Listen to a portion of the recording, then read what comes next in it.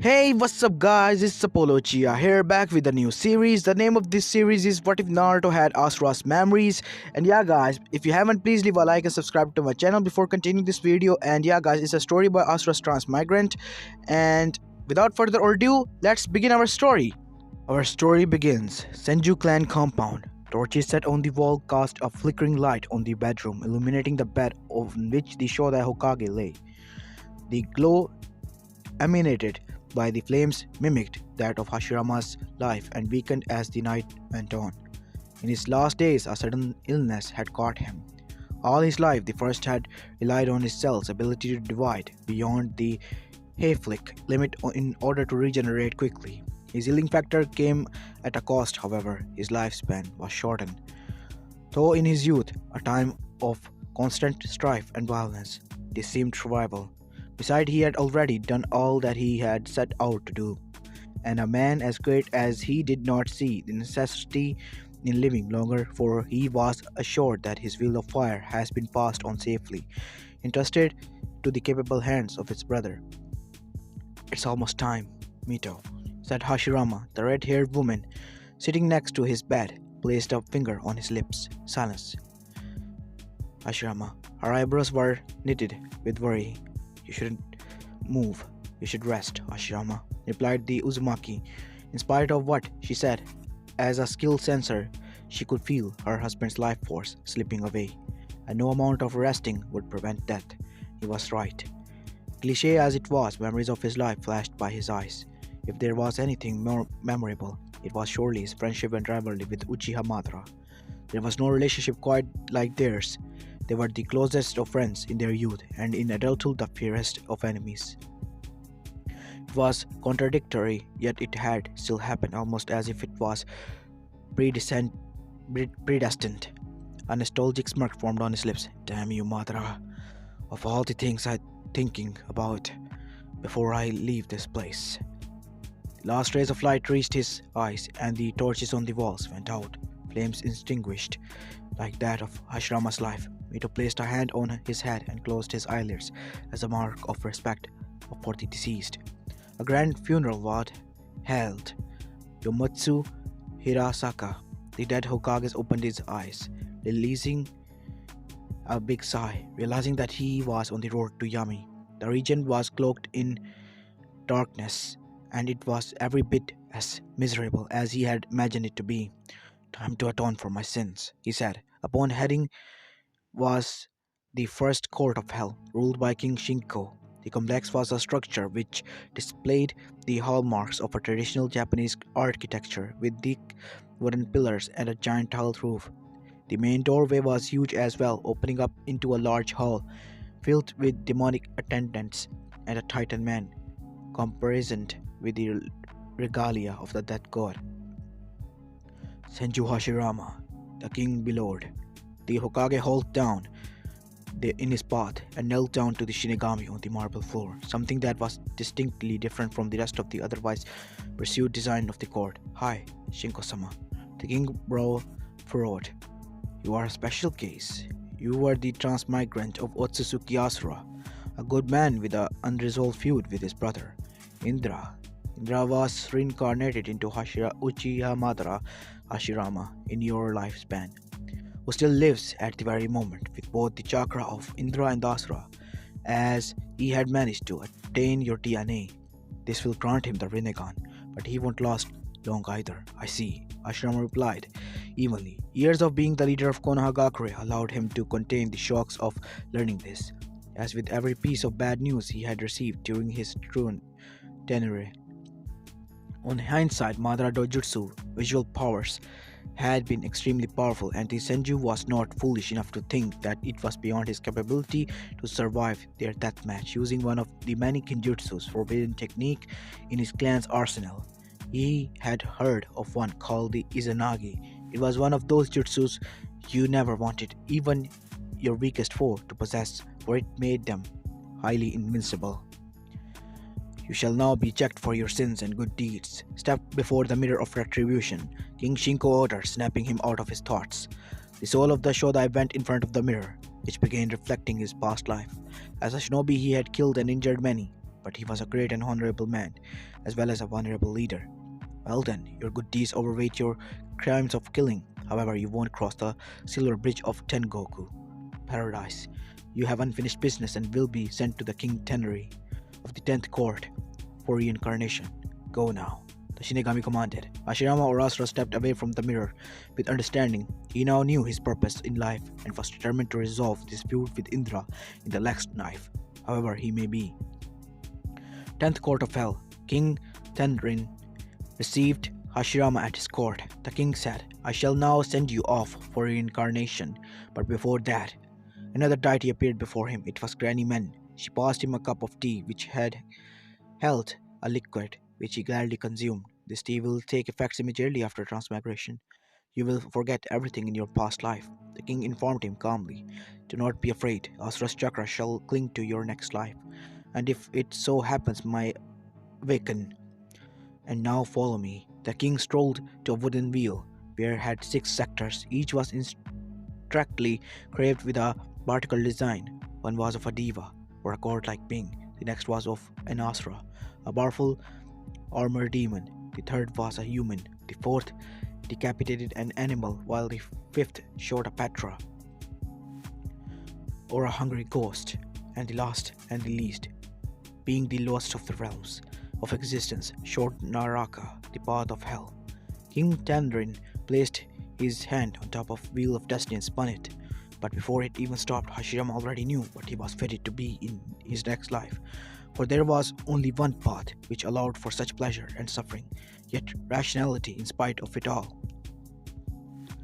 The wooden wheel slowed down, then ground to a halt at the Ningendo human path sector. As a shimmer of light enveloped him, the Shinigami smiled.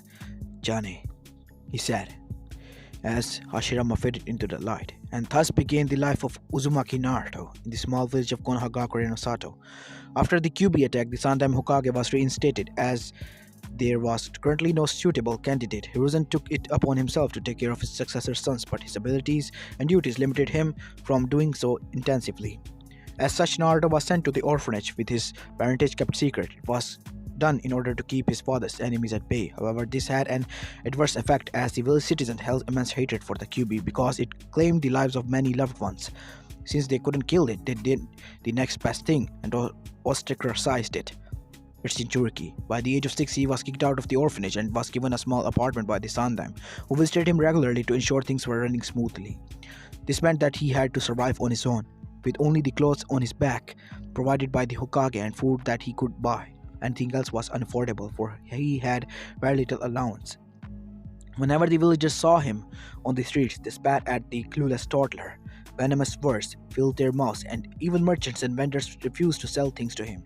Those that did sold their things to him at an exorbitant prices, and they sneered when the young child realized he could not afford any of it. They then kicked him out of the store, stating that demons were not welcome there. It got so serious that Sandaime took notice and passed a law to prevent the people from calling him a demon on pain of death. The aim was also for Naruto to be able to keep unaware of the tenant, lest he was really led to think that he was a demon.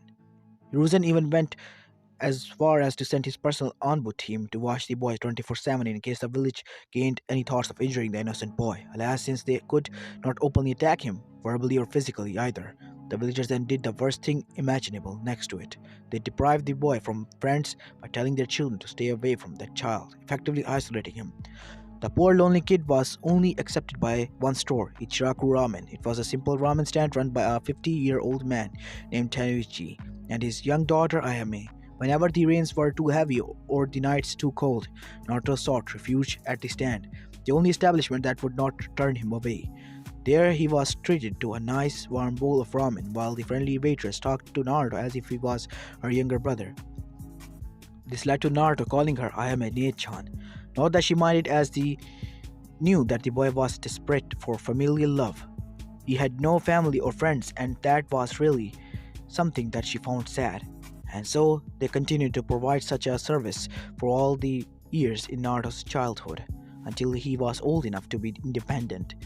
On the same year he was kicked out of the orphanage, Naruto began to train the to enter the academy. At first, it was running around the village only, but as time passed, it evolved to push-ups, sit-ups, handstands, and shuriken throwing.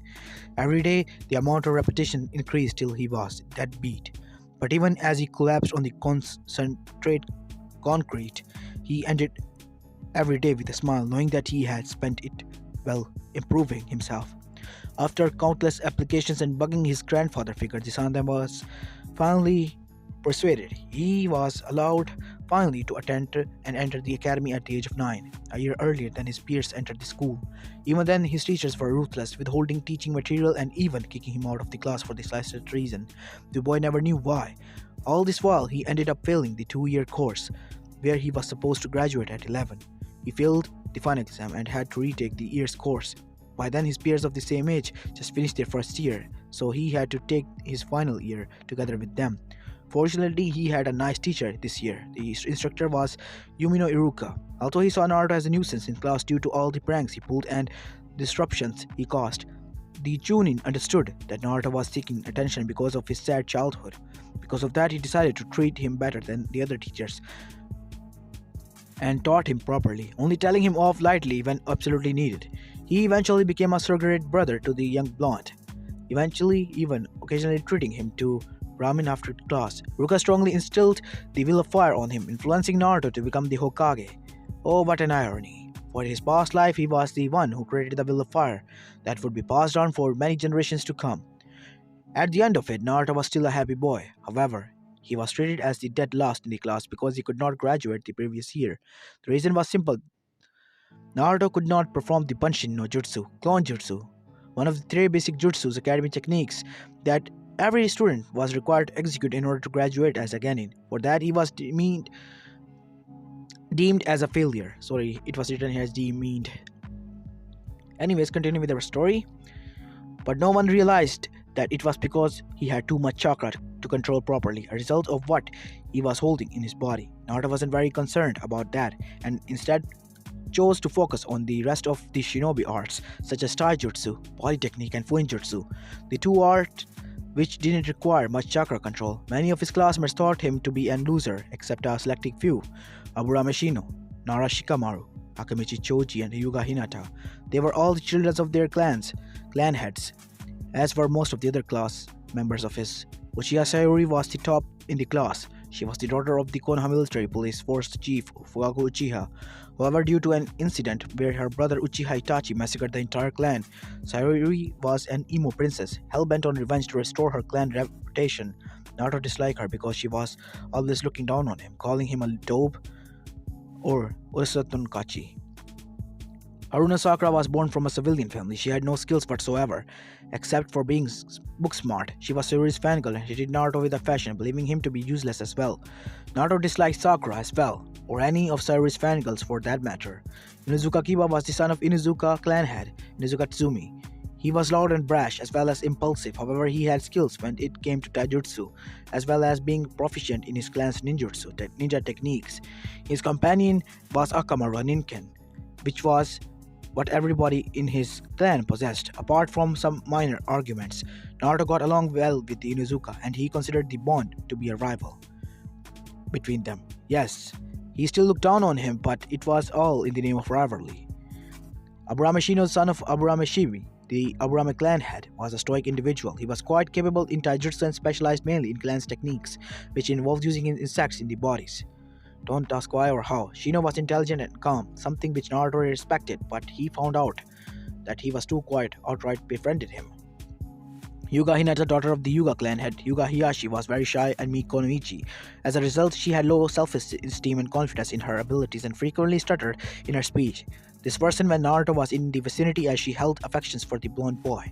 Naruto began dense to the opposite sex feelings, treated her like a good friend. Her specialty was her clan's Juken, Gentle Fist, a taijutsu style which utilized the Yuga Kekkei bloodline limit, the Byakugan, which followed by the users to see through most things as well as personal chakra path systems. Nara Shikamaru, son of Nara Shikaku, the Nara clan head, was a super intelligent but lazy person. He called everything a drag, choosing to sleep in class. However, when it came down to it, his brains allowed him to easily outmaneuver opponents through strategies that predicted many possibilities 100 steps ahead. As such, he aced written tests with ease and easily beat down opponents, albeit only those whom he were forced to fight. His skills lay mainly in his jutsus, which allowed him to manipulate shadows. Naruto got along with him just fine. Akamichi Choji was son of Akamichi clan head Choza. Was round, he adored eating food, and his clan's techniques involved converting calories into chakra, which granted them super strength and expansions. Naruto found his eating habits slightly repulsive, but as he was nice to him, he returned the feelings. Yamanaka Ino, daughter of Inoichi, the Yamanaka clan head, was another Sayuri's fangirl. She was poor at taijutsu and only had one jutsu in her arsenal. Her clan's Shintenshin no Jutsu, mind body switch jutsu. She disliked Naruto as well, finding him annoying because of the disruptions in class. As with Sakura, Naruto could not get along with Ino either. Regardless, it was soon time to graduate. As the year passed by quickly, once again the Genin exams were held, and the passing criteria was the ability to perform the three Academy Jutsus, the Henji no Jutsus, the Kawarami no Jutsu, and the hated Banshi no Jutsu. It was a bright afternoon, and most of the Academy students were well prepared for the test. Uzumaki Naruto, an instructor called. The blonde stood up gloomily and entered the examination room, where the two other Chunins, Iruka and Mizuki, were invigilators. Iruka smiled at him. Naruto, show us the Henji, requested the kind sensei. Uzumaki Naruto informed the ram seal hand, picturing the idol he called Henji. Chakra flowed around him and smoke filled the air. When it cleared, it revealed to be Ondam Hokage. Good job, Naruto. Iruka praised, noting it down. Now that he thought about it, Naruto did have an uncanny resemblance to the fourth. Mizuki ordered, execute the Kawarami no Jutsu. Naruto, without hand seal, swapped with a chair nearby. Impressive, Mizuki stated, giving him the points as well as extra credit for doing it without hand seals. Yuka gave him the biggest challenge, perform the Banshi no Jutsu. Naruto, the blonde gained a determined look on his face, for he was not going to fail this time. Banshi no Jutsu, Naruto shouted in a plump of smoke. A clone appeared beside him, specifically on the floor, and sickly pale. Iruka shook his head, sighing sadly. I'm sorry, Naruto. You have failed this jutsu and will have to retain again. Mizuki responded, let's not do that, Iruka-san. He did try his best and even made a clone, albeit not functioning. Look, I can't pass him if he can't complete a basic technique such as the clone jutsu. Others made perfect functioning clones, so why should we have double our standards? I'm afraid he has failed again, and will need to be sent back to the academy. Naruto, you are dismissed. Naruto's shoulders slumped sadly as he walked out the room downtrodden. He sat on his swing in front of the academy, feeling like shit. This was a stark contrast to the huge crowd of Genins in the front of the academy entrance, celebrating their graduation. Proud parents congratulating their children, something Naruto envied a lot for. He did not have family. Behind him, he sensed the presence of Mizuki. Naruto, don't be so sad. I have another way for you to pass. Are you interested? He perked up immediately. What is it, sensei? Well, it is a secret assignment for Genins, so you must not let anyone else know it, okay? Naruto nodded enthusiastically. Mizuki whispered, you must seal the forbidden scroll of ceilings from the Hokage residence and meet me at the North Forest by 7 this evening, alright? Naruto agreed and went back to home to rest while preparing for the mini task. Northern Forest, 6:50 p.m. Naruto broke into the forest line and panted hardly. He had successfully stolen the scrolls, but was pretty sure multiple shinobis were on his tail. Perhaps that was part of the test too. Realizing he still had around 10 minutes, Naruto decided to open the scroll and learn some moves. The first he came across was a technique invented by the Nandem Hokage. It was the Kagebanshi no Jutsu, a B-rank technique which created corporal clones with a single hand seal. The user's chakra is eventually distributed amongst every clone, giving each clone an equal fraction of the user's overall power. The clones are capable of performing techniques on their own and can even bleed, but will usually disperse after hit by a strong enough force. The clones can also disperse on their own or be dispelled by the users of the technique.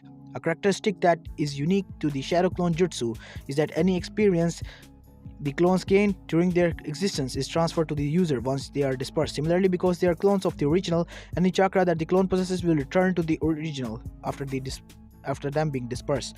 This is an interesting technique. Looks pretty easy too, thought Naruto happily. He practiced performing the hand seal and memorized the jutsu. He was able to move on to the next jutsu when he sensed presence 30 meters away. It's Ruka-sensei, Naruto thought, unknowingly recognizing his chakra signature.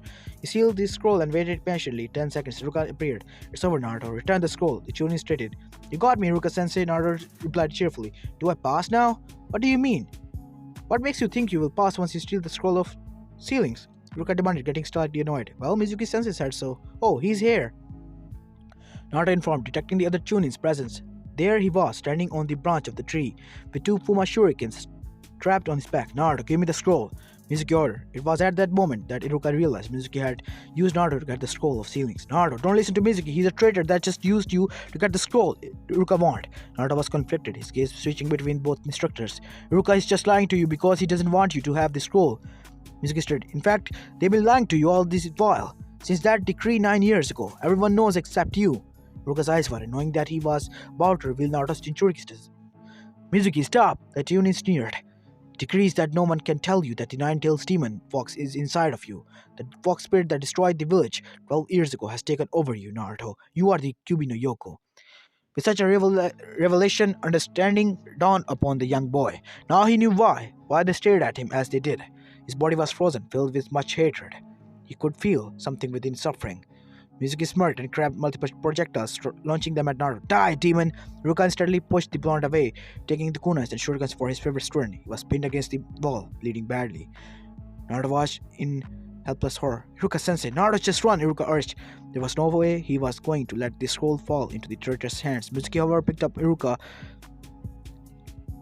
and picked his Fuma Shuriken out of his back and threw it at Naruto. Surely that were no way anyone could save him. The last thing he saw was a bright flash of light. Mindscape time freeze. When Naruto opened his eyes, he realized that he was in a basement of some sort, and guessing from the pipes it was an industrial plant. The floor was flooded with water up to the ankle length. There was many doorways. However, Naruto heard a low growling sound coming from one of them. It was the sound of an animal in suffering but refused to give up of its pride. Naruto traced the source and came to a huge room where the center a giant gate stood. On the center of the gate a parchment of paper had the kanji for seal. When he neared it, the sound of crawling transformed into malicious laughter. It became clear then that it wasn't a gate, rather it was a cage. The darkness behind the thick vertical bars were the cage a single red eye opened. The creature within stepped forward, revealing itself to be a giant orange fox. Naruto stepped back in slight fear as he recognized the beast. You're the Kyubi no Yoko, Naruto said. The fox replied, Indeed I am. And you're Uzumaki Naruto, the flashback who should be dead. My jailer finally comes to visit after 12 years, huh? Now, came a third voice, almost chiding.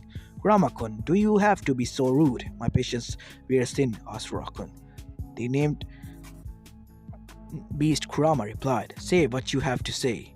A young man from the cage stepped through the bars and shook Naruto's hand. Hello, child. I take it you won't know, for I existed at the era when chakra was discovered. In fact, the first human born with chakra was my father.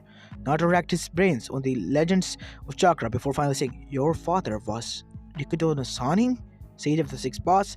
The man nodded. That's right, my name is Otsutsuki Asura, and I'm your ancestor from long ago. And you, Uzumaki Naruto, are my transmigrant. Trans what? Naruto attempted to repeat. Transmigrant, basically, it means that when my mortal body dies, my chakra was reborn in a new vessel. That would be you, Naruto-kun, but you are not the first transmigrant. In your past life, you were the Shodai Hokage, Senju Hashirama. So, does that mean that I'm you, and you're me? Naruto was slightly confused. The young man chuckled. I guess you could say that. All right, down to the business. So listen carefully. My brother Indra also reincarnated. He was Uchiha Madara before his current life. Kurama growled in anger at the accursed name, that bastard who used the Sharingan to control him. Who is he now, again? Naruto asked. Your classmate Uchiha Sayuri. Asura responded. The main point is that my brother and I have a huge unresolved feud. He believed that power was the way to peace, while I believed that love was the way to peace. This conflict of beliefs would have been trivial had my brother not descended to let me be his successor. My inheritance was my father's body, and so I passed that down to my descendants, the Senjus, renowned for their amazing healing factor, as well as Uzumakis, who were known for their extremely potential chakra and life force, and thus longevity. My ideals were passed down on the present day, Hi no Ishi, while Will of Fire. My brother, on the other hand, inherited my father's eyes, though not exactly the Rinnegan. His eyes were still powerful and mutated over the generations to that is now known as the Sharingan, wielded by his descendants, the Uchiha. His beliefs were passed down as the Uchiha clan, Nukoshimi no Nori, curse of hatred, which fed on a clansman's hatred to awaken the power of their eyes. Asura explained. So you see, you must vanquish this curse from the Uchiha clan and bring this feud to an end once and for all. I believe you and your will of fire, you can overcome Sayuri's curse and make peace between the two of us, Asura stated. But how? I'm so weak, Naruto asked. Asura's facial features became sterner than more. Listen, Naruto-kun, you are not weak. You are merely like me, a late bloomer. You have waited patiently long enough and trained hard enough. So now you will reap your reward. You will awaken inside your body, my inheritance, the Rikudo-san's body. Your chakra will be more powerful than before and will be extremely large in volume. This will come to fruition when you reach the prime of your life, around 25 for now. The chakra pool is 4 times the size of a standard jonin. Next, your speed and strength will increase tenfolds. The effect is instantaneous, not requiring you to wait. The last and greatly gift of the inheritance is that your body is now that of a sanin, sage. So you are able to naturally handle natural energy without turning to stone. Asura said, as such, you'll be able to use Rikudo-san Modo, Sage of the 6 boss mode, a state in which you are given other gifts will be amplified tremendously. You will be able to fly, manipulate all 5 elements as well as yin and yang style, and most important of all, use truth-seeking orbs, and indispersible tool and made from 7 elements. Even 3 years you can manifest one truth-seeking orb. Since you are 12, that means you have 4 orbs to control. The nullified ninjutsu by users Onimyoton can be shaped into a variety of forms, and the many natures conspiring them can be combined to produce various effects, as the chakra comprising them is highly durable. These balls can serve as an effective defense, only taking damage from extremely powerful techniques. They can also heal you in dire times, as explained. Not a scratch his head, not entirely understanding the concept, but he got the main idea. Remember, you can only use all of this in Sage of the 6 boss mode. Now go, you have a sense to save and defeat a traitor, Asura commanded with a smile on his face. North Forest. Time continues. A bright light involved Naruto as the huge Fuma shuriken shot towards Naruto. Naruto! Iruka cried out. Suddenly a black shield appeared and wrapped around itself. Uzumaki's front. The Fuma shuriken slammed into it and snapped in half. Mizuki's eyes were, what the hell was that? He thought Naruto was now glowing as he was wearing a yellow cloak of some sort, which appeared to be made out of chakra. Naruto glowing retract back shield into 4 smaller black orbs, each with a purplish glow. If you ever touch my sensei again, I'll kill you. Mizuki had the nerve to smirk despite that he had just transpired. You'll never defeat me, demon. I can get you in one punch. The 4 orbs revolving around Naruto flew towards Mizuki and surrounded him. They then expanded rapidly, causing a black and bright light of flash out as they exploded. When the smoke cleared and an unconscious Mizuki was lying on the floor, the orbs returned to the owner's back. Ruka-sensei cried, turning around. The man was quite badly injured, with multiple weapons striking out of his body. His chakra cloak dispersed as he attended to his sensei. Thanks, Naruto. This time, well, you pass, Ruka commanded. Eh? I pass? Naruto asked in surprise. Yes, after all, I had myself patched up. How about a bowl of ramen? After all, you did save our lives, Ruka suggested, still in pain. Make that 10 bolts, Iruka-sensei. Naruto agreed happily. Oh, I see a hole in my pocket. Iruka jogged before getting up slowly and calling for help. Soon an onboard team arrived and took Mizuki in custody. While seeing to Iruka's wounds, Naruto, on the other hand, was asked to report to the Hokage's office. The aged Hokage looked up when he noticed that Naruto had entered his office. Ah, Naruto-kun, I have called you here for you to explain that bright light and chakra cloak, I believe is the appropriate term. Hiruzen requested. Hokage-jiji, I would explain, but I need all of your Anbu to leave the room, for it is a matter of extreme secrecy. Naruto replied. The Hokage was slightly shocked that Naruto had detected his agent's presence within the room, so he was a sensor type after all, and appeared to be quite skilled at it too. He called his Anbu off and activated the privacy seals. So the Sandem Hokage said, what is it that he requires to talk in such secrecy? Naruto explained everything he learned from Asura. Well, that is baffling yet interesting news, Naruto-kun. Please go home and rest. Tomorrow you'll have your team assignments, advised Hiruzen. And by the way, here's your headband. Congratulations. Naruto took it and dismissed himself from the office. If that really is true, I should put Naruto and Sayuri on a team, the Sarutobi thought. And who better to lead it than Hatake Kagashi? He could teach skills of the Sharingan and would surely not want to miss out on training his sensei's son. I just hope he won't fail them. Naruto's apartment. The blonde stepped into his tiny home, greeted by the colorful language vandalized all over his front walls.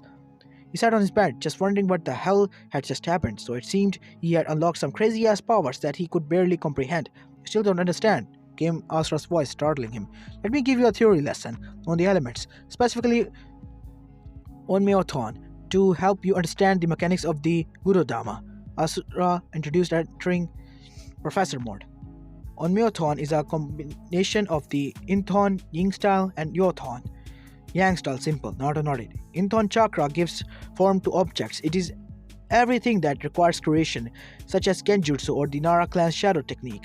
All of them applies into Inthon chakra to create stuff out of nothing. Understood? Again, not a nodded. Yothon chakra gives life to inanimate objects. It is in every living thing and is used in Iryo ninjutsu, medical ninjutsu technique, to speed up the regeneration of the cell and by extensions the healing process. Okay, Naruto, the step-by-step style was interesting and made it easier to understand Asura teaching. When the two are combined in Onmyothon, it is possible to create anything with the Inthon chakra creating for and Yothon chakra breathing life into it. The possibilities are endless. That's why my father had a jutsu, the Onmyothon Bunbutsu Soso, yin yang style creation of all things, which allowed the user to basically construct anything. Got it? Got it. Now this is where the Kududama comes in. By combining the shape and life of the orbs with the five elementals simultaneously, it creates an extremely durable black orb with a life of its own. By manipulating the Inthon chakra in the spheres, you can change their shapes. Tweaking the Yonthon chakra gave its life and allowed you to control its telekinesis, as well as giving them the ability to heal you. Understand? Naruto nodded for the final time. Asura sighed in relief. Thank God you understood. Now, phew, this is Maki's sweat drop. Was he really that bad? Well, he was a kinesthetic learner, so he learned by practicing it. And that was exactly what he did for the rest of the evening. The next day, Naruto ran to the academy with his newfound speed and made it in time. The blonde looked around and went to the spot available next to Shuri. Dope. She said, "What are you doing here?" "I graduated, Teime," Naruto replied, squatting on the table with glaring at her. "Why? Is there a problem?" "Unbelievable. There's no way you could have passed Urusalon Kachi," Shuri remarked, staring at him defensively. Sorry about that. From behind, Kiwa sneakily pushed Naruto forward. Blonde fell forward, his lips smashing into Sayuri's. Naruto was disgusted, yet his lips felt so soft. The feeling was unacceptable. Sayuri felt the same, for Naruto's lips were gentle and just so, she hated to admit it, but it felt nice. Both faces turned scarlet with embarrassment before they recovered and split up. Naruto wiped his lips thoroughly, feeling slightly sick. The Uzumaki glared at the snickering Kiba. Within 3 seconds, he appeared behind the Inuzuka and had him in a hammerlock. "Mud boy, you'll pay for this," Naruto threatened. Kiba winced in pain, but still managed to reply snarkily. "Okay, I'm sorry, but you gotta admit you two looked like you were enjoying it." The last Uchiha growled at the Inuzuka. "It looks could kill, and they could kill in her clan. Kiba would have had his ass incinerated in the flames of hell." Amaterus. "Okay, stop talking," declared Iruka as he entered the room. Naruto released the boy onto the floor and returned to his seat. After the customary greeting, Iruka announced, "After 4 years, you have finally completed the academy course. Good job." Applause resounded in the classroom. "Well, I'm sad to see you all go, but some of you all will still be seeing each other, and on a regular basis, in fact. I shall now announce the 3 teams. Starting from Team 7, since the other 6 are still in circulation, we have Sayuri Uchiha, Haruna Sakura. Sakura? Oh, sorry, Sakura. Sayuri face-palmed while Sakura cheered. And Uzumaki Naruto. All 3 members face planted on their tables.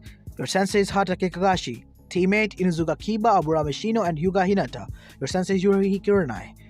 Kiba gave a loud yahoo while Akamaru barked in approval. Team 9 is still in circulation, and so Team 10 is Nara Shikamaru, Akamechi Choji, and Yamanaka Ino. Your sensei is Sarutobi Yasuma. Shikamaru ground at having to team up with Ino, who was quote-unquote a troublesome blonde. Ruka smiled. Well, that concludes your team assignments. Please wait here for your senses to pick you up. Good luck on your shinobi career until we meet again. Jane. As this is where I'm going to be leaving the first part of, guys. I hope you like this one, and please let me know in the comments if you do. And this is Apollo Uchiha, and I'm signing out. Peace.